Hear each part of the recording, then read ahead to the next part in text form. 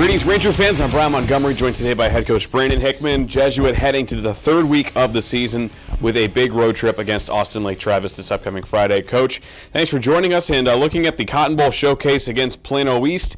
Offensively, the team did a very strong job against the Panthers. Fortunately, that rushing attack by Plano East ended up costing the Rangers in a 41-30 loss.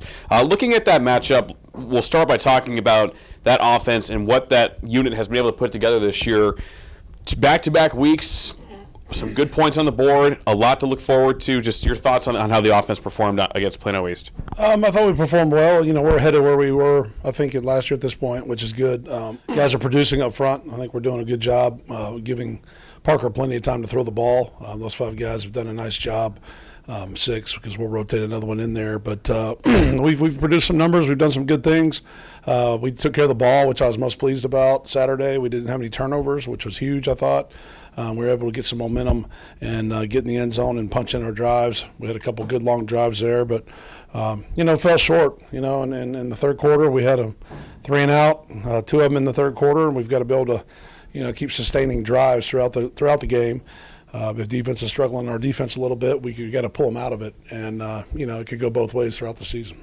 And then looking at that defense, the linebacker core is definitely impressed. We mentioned it last week. Sophomores getting past that offensive line, getting to the quarterback. But still, that big play pension's really been coming through a lot for these opposing teams in the first 2 weeks of the year. But the good thing, non-district, this is when you shake out those things and you figure it out before you go into district. So how are you looking and approaching the defensive unit as you head into week 3? Guys are going to get replaced that can't make plays. That's kind of what we're going to do. If you're not making a play, you're going to get replaced by somebody else and see if they can give them a shot and make a play. I thought we were there at times. We had guys there. Their guy got out of it. We'd have 3 or 4 guys there, and somehow he'd pop loose. So we got to tackle. We got to do a better job, not falling to our knees, keeping our feet, wrapping up. But if the same guys keep making the same mistakes, we got to finally, try to find someone that can step in there and make a tackle. We don't have a lot of depth, but, I think, too, these guys will step up hopefully eventually and start making some plays and doing some big things. I thought Tommy Roy played really well. I thought Nicky Pendergast played really well. Those guys were active and they were tackling, and the others are coming along.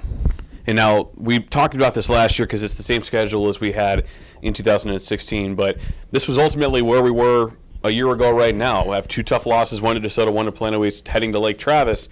But look what happened as soon as we got into district play, the Rangers going on a fantastic run and being able to end up as district champions for the 2nd consecutive year.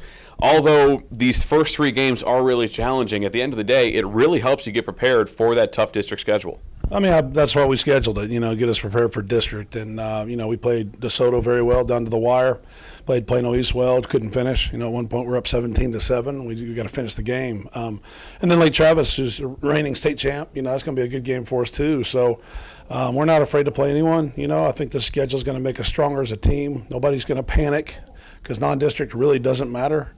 District is where you're aiming for the playoffs and all that good stuff and making a run. But, I think our kids understand that. We just want to improve and focus on us and each week try to improve and get better. I think if we have that mindset going into practice, get 1% better each day, then big things are going to happen for this team this year. And as you mentioned, the reigning state champs, Lake Travis, the Rangers heading to Lake Travis ISD Stadium to take on the Cavaliers. A lot of turnover for that team, but still a very talented unit coached by Hank Carter down there in Austin.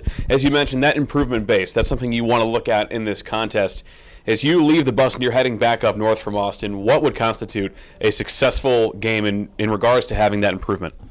Putting together the second half of DeSoto and the first half of Plano East. I think something in that combination that put together a complete game.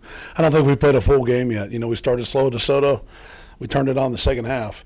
We started fast Lake Travis, Plano East, and then we kind of couldn't finish the second half. So that with the energy, I thought the sidelines, our leadership, we need more of that in the game, getting those guys going and having a lot of energy at practice. We had a great practice yesterday, probably one of the best practices since I've been here. We had a big team meeting yesterday and just told me the importance of coming out with energy every day and looking to get better. We haven't arrived by any means, and I feel like we have a really good football team. I feel comfortable with where we're at right now, but we got to keep seeing improvement each week for us to reach our goals throughout the season. All right, Coach, thank you so much for joining us, and best of luck to you this upcoming Friday. Again, the Rangers taking on the Lake Travis Cavaliers, 7:30 p.m. from Lake Travis High School. Tom Walsh, Jack Fitzsimmons, Chris Martinez will be on the call at 7:30 on KAAM. And as always, be sure to keep it locked into JesuitRangers.org for all of your up-to-date Rangers info.